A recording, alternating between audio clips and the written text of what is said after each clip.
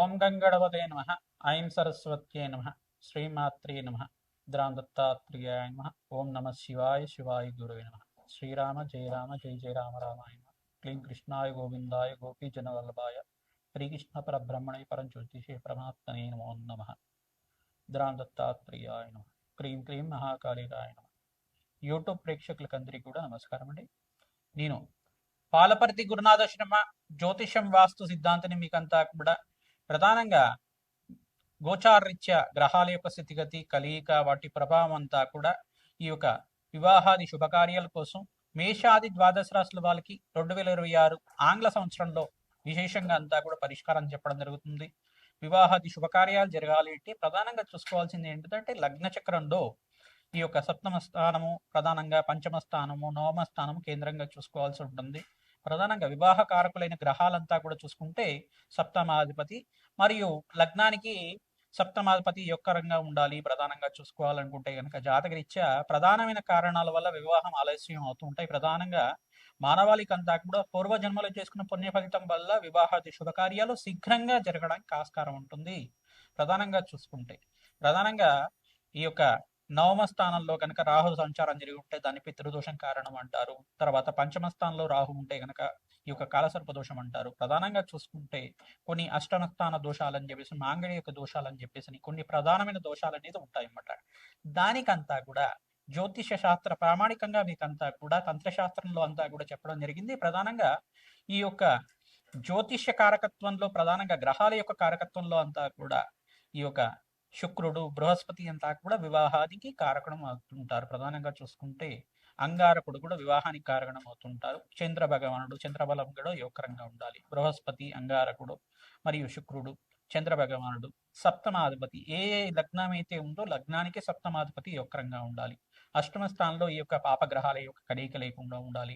ఈ యొక్క కొన్ని గ్రహాల యొక్క స్థితిగతి సంయోగం అనేది పాపగ్రహంతో పాటు సంయోగం లేకుండా ఉండాలి. గ్రహస్థితి అంతా కూడా చూసుకుంటే జన్మ జాతకం ప్రకారంగా మీకు వివాహాది శుభకార్యాలు జరగడానికి ఆస్కారం ఉంటుంది. గోచారీత్యా కూడా గురుబలం చేకూరుతుంది అనమాట. గోచారీత్యా గురువు అంతా కూడా యోగకరంగా మంచి శుభస్థానంలో యోగకరంగా ఉంటాయి కనుక శీఘ్రంగా వివాహాది శుభకార్యాలు జరగడానికి ఆస్కారం ఉంటుంది. ప్రధానమైన కారణం అంతా కూడా చూసుకుంటే మాంగళిక దోషం అనేది ప్రధానంగా కారణంగా చెప్పడం జరుగుతుంది. అంటే మాంగళిక దోషం అనేది అంగారక దోషం అంటారు దాన్నంతా కూడా. ఈ అంగారక దోషం అనేది విశేషంగా మీకంతా కూడా జాతకరీత్యా ఎవరికైతే కనుక అంగారకుడు ఈ స్థానంలో ఉంటే కనుక దోషకారిగా ఉంటాడు. ప్రధానంగా వివాహాది శుభకార్యాలు ఆలస్యం అవడానికి అంతా కూడా మాంగళిక దోషం ఆలస్యం అవడానికి ఆస్కారం ఉంటుంది. అదొకటి కారణం మాత్రమే.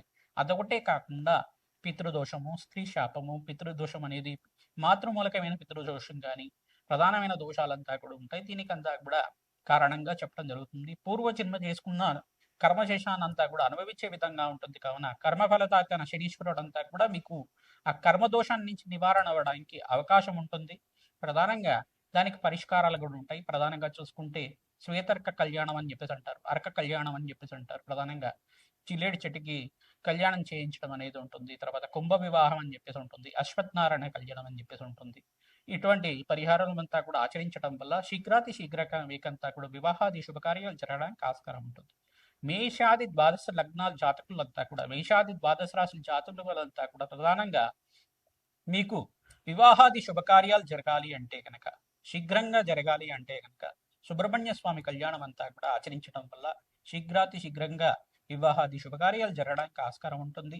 ప్రధానంగా జాతకరీత్యా ఉన్న దోషానికి ప్రబలంగా ఉందా లేదా చూసుకోవాలి. ఏ స్థానంలో దోషం అనేది ఉంది దానికంతా కూడా దోష స్థితి అంతా కూడా ఏ రకంగా ఉంది, యుతి అంతా కూడా ఏ రకంగా ఉంది, ఏ గ్రహాల యొక్క సంయోగం వల్ల ఈ యొక్క దోష ప్రామాణికం అంతా కూడా నిర్ధారణ అయింది అనేది జ్యోతిష సిద్ధాంతాలతోటి మీరంతా కూడా నిరూపణ చేసుకొని తత్పరిహారార్థం అంతా కూడా ఆచరించడం వల్ల శీఘ్రాతి శీఘ్రంగా వివాహాది శుభకార్యాలు జరగడానికి ఆస్కారం ఉంటుంది. ఈ యొక్క విశేషాలంతా కూడా ఈ ఎపిసోడ్ లో చెప్పడం జరుగుతుంది. మేషాది ద్వాదశ రాశి వాళ్ళు ప్రతినిత్యం కూడా గోమాత సేవ చేయండి. తద్వారా మీకంతా కూడా వివాహాది శుభకార్యాలు జరగడానికి ఆస్కారం ఉంటుంది. 2026లో మేషాది ద్వాదశ లగ్న జాతకులకి మేషాది ద్వాదశ రాశుల వాళ్ళకి ఎవరికైతే కనుక గురుబలం అంతా కూడా చేకూరుతుందో వాళ్ళకంతా కూడా శీఘ్రంగా వివాహాది శుభకార్యాలు జరగడానికి ఆస్కారం ఉంటుంది. అందరికి కూడా వివాహాది శుభకార్యాలు జరగాలని చెప్పి ఆశీర్వాదం చేస్తూ జగన్మాత అనుగ్రహం వల్ల అతి శీఘ్రంగా వివాహాది శుభకార్యాలు జరగాలంటే ఎటువంటి పరిష్కారాలు ఆచరించాలో ఈ ఎపిసోడ్ లో చెప్పడం మేషరాశి జాతకులకి 2026 ఆంగ్ల సంవత్సర ఫలితాల్లో భాగంగా వివాహాది శుభకార్యాలు జరగాలంటే ఈ గ్రహాలకంతా కూడా దోష పరిహారత్వం చేసుకుంటే కనుక శీఘ్రంగా వివాహం అవడానికి ఆస్కారం ఉంటుందో తెలుసుకోవడం జరుగుతుంది. మేష లగ్న జాతకులు అంటే లగ్నం తెలిసి ఉంటే కనుక లగ్నాన్ని చూసుకోండి, లేదు రాశి తెలిసి ఉంటే కనుక రాశిని చూసుకోండి. ప్రధానంగా మీకు అంతా కూడా ఈ యొక్క బృహస్పతి అనుగ్రహం వల్ల వివాహాది శుభకార్యాలు జరగడానికి ఆస్కారం ఉంటుంది. సప్తమాధిపతి యొక్క శుక్రుడి అనుగ్రహం కూడా మీకు చేకూర్చాలి. ప్రధానంగా చూసుకుంటే బృహస్పతి యొక్క దృష్టి అంతా కూడా యోగకరంగా ఉండాలి. ప్రధానంగా పాపగ్రహంతో పాటు సంయోగం లేకుండా ఉండాలి జాతకరీత్యా కూడా. ఈ యొక్క బృహస్పతి, శుక్రుడు, అంగారకుడు, శనీశ్వరుడు ఈ యొక్క గ్రహాలంతా కూడా యోగకరంగా ఉన్నప్పుడు వివాహాది శుభకార్యాలు జరగడానికి ఆస్కారం ఉంటుంది. పంచమాధిపతి యొక్క దశలో కానీ సప్తమాధిపతి యొక్క దశల్లో కానీ వివాహాది శుభకార్యాలు జరగడానికి ఆస్కారం ఉంటుంది. ప్రధానంగా చూసుకుంటే మీ జాతకరీత్యా ఎటువంటి దోష ప్రామాణికం అనేది ఉన్నది. ఆ జాతక చక్రం ప్రకారంగా నిర్ధారణ చేసుకుని తత్పరిహారార్థం చేసుకుంటే కనుక శీఘ్రాతి శీఘ్రంగా వివాహాది శుభకార్యాలు జరగడానికి ఆస్కారం ఉంటుంది. వల్లి దేవసేనే సమేత సుబ్రహ్మణ్య స్వామి కళ్యాణం అంతా కూడా తరచుగా ఆచరిస్తూ ఉండాలి.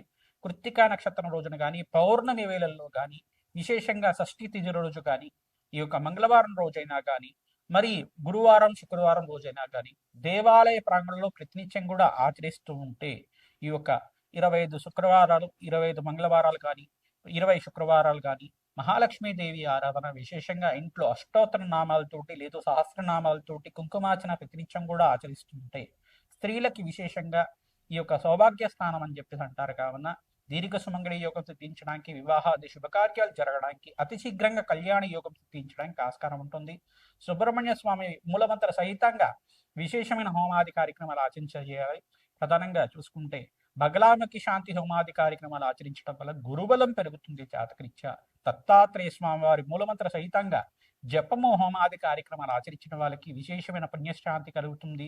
ఈ యొక్క సంపుటితంగా విశేషమైన హోమాలంతా కూడా ఆచరించడం వల్ల మీకంతా కూడా విశేషమైన కళ్యాణ యోగం సిద్ధించడానికి అతి శీఘ్రంగా కళ్యాణ యోగం రావడానికి ఆస్కారం ఉంటుంది. ప్రధానంగా మేషరాశి జాతకులకి ఈ సంవత్సరం అంతా కూడా ఈ యొక్క మార్చి తర్వాత నుంచి వివాహాది శుభకార్యాలు జరగడానికి ఆస్కారం ఉంటుంది. మార్చి నుంచి మీకు ఆగస్టు లోపు వివాహాది శుభకార్యాలు జరగడానికి విశేషంగా పుణ్యయోగంగా ఉంది. కావున బృహస్పతి ఉచ్చస్థానంలో మార్పు అంతా కూడా గోచారీత్యా జరుగుతుంది. మరియు ఇక్కడ చూసుకుంటే శుక్రుడంతా కూడా బృహస్పతితో పాటు సంయోగం కూడా జరుగుతూ ఉంటుంది. తద్వారా వివాహాది శుభకార్యాలు జరగడానికి ఆస్కారం ఉంటుంది. ఎక్కడైతే బృహస్పతి యోగకరంగా మారినప్పుడు శుక్రుడు ఉచ్చస్థానంలో గోచారీత్య మారినప్పుడు వివాహాది శుభకార్యాలు జరగడానికి మేషరాశి జాతకులకి విశేషంగా పుణ్యయోగంగా ఉంటుంది. మహాలక్ష్మీదేవి ఆరాధన, దత్తాత్రేయ స్వామి వారి ఆరాధన మరియు మేధా దక్షిణామూర్తి స్వామివారి ఆరాధన విశేషంగా చేసుకుంటూ ఉండాలి. శుక్రుడికి, బృహస్పతికి మరియు అంగారకుడికి, శనీశ్వరుడికి జపము హోమాది కార్యక్రమాలు ఆచరించిన వాళ్ళకి అతి శీఘ్రంగా కళ్యాణ యోగం అవడానికి ఆస్కారం ఉంటుంది. మీ జాతకరీత్యా ఈ ఒక అంగారక దోషం అనేది ఉంటే కనుక ప్రధానంగా మీరంతా కూడా ఈ యొక్క అశ్వత్ నారాయణ కళ్యాణం కానీ, వల్లి దేవసేన సమేత సుబ్రహ్మణ్య స్వామి వారి కళ్యాణం కానీ, సీతారామ స్వామి వారి కళ్యాణం కానీ దేవాలయ ప్రాంగణంలో ఆచరిస్తూ ఉంటే కనుక శీఘ్రాతి శీఘ్రంగా వివాహాది శుభకార్యాలు జరగడానికి ఆస్కారం ఉంటుంది. అవకాశం ఉన్న వాళ్ళు శ్రీశైలంలో మీరంతా కూడా శివపార్వతుల కళ్యాణం అంతా కూడా ఆచరించడానికి ప్రయత్నం చేయండి. తద్వారా అతి శీఘ్రంగా కళ్యాణ యోగం అవడానికి ఆస్కారం ఉంటుంది. పరపాశుపత హోమాది కార్యక్రమాలు కానీ, కన్యా పాశుపత హోమాది కార్యక్రమాలు కానీ ఈ యొక్క దశమహావిద్యల్లో ప్రధానంగా చూసుకుంటే ప్రత్యంగరాదేవి హోమాది కార్యక్రమాలు, రాజశ్యామల హోమాది కార్యక్రమాలు ఆచరించడం వాళ్ళకి అతి శీఘ్రంగా కళ్యాణ యోగం కలుగుతుంది. ప్రధానంగా బంగ్లాముఖి శాంతి హోమాది కార్యక్రమాలు, బగలాముఖి శాంతి హోమాది కార్యక్రమాలంతా కూడా గురు కటాక్షం కలగడానికి చేస్తూ ఉంటారు. పసుపు కొమ్ములతోటి పసుపు రంగు వస్త్రాన్ని ధరించి చేయడం వల్ల విశేషమైన పుణ్యశాంతి కలుగుతుంది. తద్వారా గురు కటాక్షం కలుగుతుంది. గురు కటాక్షం కలగడం వల్ల లక్ష దోషాలన్నీ కూడా పోతాయి. శీఘ్రాతి శీఘ్రంగా కళ్యాణ యోగం సిద్ధిస్తుంది. శ్రీమాత్రే నమః. మేషాది ద్వాదశ రాశుల వాళ్ళకి ప్రధానంగా చూసుకుంటే గోచారీత్యా 2026 ఆంగ్ల సంవత్సర ఫలితాల్లో భాగంగా అన్ని రాశుల వాళ్ళకు కూడా వివాహాది శుభకార్యాలు జరగడానికి గ్రహాలంతా కూడా యోగకరంగా ఉండాలి. జాతకరీత్యా గోచారీత్యా కూడా ప్రధానంగా బృహస్పతి, శుక్రుడు, అంగారకుడు, శనీశ్వరుడు ఈ గ్రహాలన్నీ కూడా బుధ భగవానుడు ఈ గ్రహాలన్నీ కూడా వివాహాది శుభకార్యాలకి కారణమవుతుంటారు. జన్మజాతక రీత్యా మీరంతా కూడా పరిష్కారం ఆచరిస్తూ ఉండాలి. ప్రధానంగా ప్రత్యంగరాదేవి హోమాది కార్యక్రమాలు కానీ, బగలాముఖి శాంతి పూజలు కానీ, కమలాత్మికాదేవి మూలమంత్ర సహితంగా జపము హోమాది కార్యక్రమాలు కానీ, శ్రీ సూక్త పారాయణం అంతా కూడా మహాలక్ష్మీదేవి ప్రీతికరంగా జపము హోమాది కార్యక్రమాలు కానీ తామర పూలతోటి శ్రీ సూక్త విధానంగా కమలాత్మక దేవి హోమాది కార్యక్రమాలు ఆచరించిన వాళ్ళకి అతి శీఘ్రంగా కళ్యాణ యోగం ఆడడానికి ఆస్కారం ఉంటుంది. కన్యా పాశుపత హోమము, వరపాశుపత హోమాలు ఈ యొక్క మాంగళ్య దోషం అనే దోషం ఉంటాయి కనుక మాంగళ్య దోషం అనే దోషం ఉంటాయి కనుక ప్రధానంగా శ్వేతర్క కళ్యాణం కానీ అశ్వత్థనారాయణ కళ్యాణం కానీ కుంభ వివాహం కానీ కదిరి వివాహం కానీ ఆచరించిన వాళ్ళకి అంగారక దోష నివారణ జరగడానికి ఆస్కారం ఉంటుంది. అంగారక దోషాన్ని అంతా కూడా ఏ రకంగా ఉంది, దానికి పరిష్కారం జరిగిందా లేదా, నివారణ అయిందా లేదా, జాతకాన్ని అంతా కూడా విశ్లేషణ చేసుకుంటేనే తెలుస్తుంది. తద్వారా వివాహాది శుభకార్యాలంతా కూడా ఇదొకటే ప్రామాణికంగా కాకుండా పితృదోషం కానీ స్త్రీ దోషం కానీ అనేది స్త్రీ శాపం కానీ అనేది ఉంటాయి అన్నమాట. ప్రధానంగా మాతృమూలకమైన పితృదోషం కానీ ఉంటుంది. ఈ దోషానికి పరిహారం అంతా కూడా ఆచరించిన వాళ్ళకి అతి శీఘ్రంగా కళ్యాణ యోగం ఆడడానికి ఆస్కారం ఉంటుంది. ప్రధానంగా ఈ గ్రహాలు 5 గ్రహాలు అత్యంత యోగకరంగా ఉండాలి జాతకరీత్యా. జన్మ జాతకమే ప్రధానమైన జాతకం ఉంటుంది. రాజశ్యామల యజ్ఞాతిగ్రతలు ఆచరించిన వాళ్ళకి అతి శీఘ్రంగా కళ్యాణ యోగం ఆడడానికి ఆస్కారం ఉంటుంది. ప్రధానంగా దత్తాత్రేయ స్వామి వారి పుణ్యక్షేత్రాలు అంతా కూడా తరచుగా మీరంతా కూడా దర్శనం చేసుకుంటూ ఉండండి. అరటి పండ్లంతా కూడా నివేదన చేసి స్వామివారికి భక్తులకంతా కూడా పంచడం వల్ల అతి శీఘ్రంగా కళ్యాణ యోగం అవడానికి ఆస్కారం ఉంటుంది. గోమాత సేవ చేసిన వాళ్ళకు కూడా వివాహాది శుభకార్యాలు జరగడానికి ఆస్కారం ఉంటుంది. శివపార్వత కళ్యాణము, ప్రధానంగా సుబ్రహ్మణ్య స్వామి కళ్యాణం అంతా కూడా ఆచరించిన వాళ్ళకి అతి శీఘ్రంగా కళ్యాణ యోగం అవడానికి ఆస్కారం ఉంటుంది. సీతారాముల కళ్యాణం అంతా కూడా ఆచరించిన వాళ్ళకి అతి శీఘ్రంగా కళ్యాణ యోగం అవడానికి ఆస్కారం ఉంటుంది. శ్రీమాత్రే నమః. రామ్ దత్తాత్రేయాయ నమః.